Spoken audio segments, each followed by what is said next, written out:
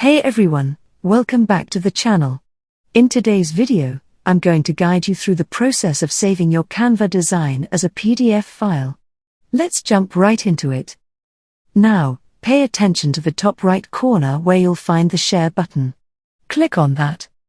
Once you click Share, you'll see various options. What we're interested in is the Download option. Click on that to proceed.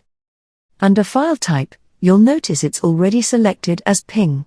Click on it to reveal the options, and what we want is PDF Standard.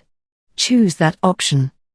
After selecting PDF Standard, hit the Download button. And just like that, Canva will start downloading your design as a PDF file. It's that simple.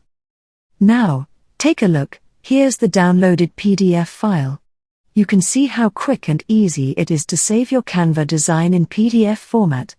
This is a fantastic way to share your designs or create print-ready documents. Now, let's check out. Open your download file. Now open your PDF file. Then you will see your PDF file. And there you have it. That's how you save your Canva design as a PDF file. If you found this video helpful, give it a thumbs up. And don't forget to hit that subscribe button for more tutorials. Thanks for watching.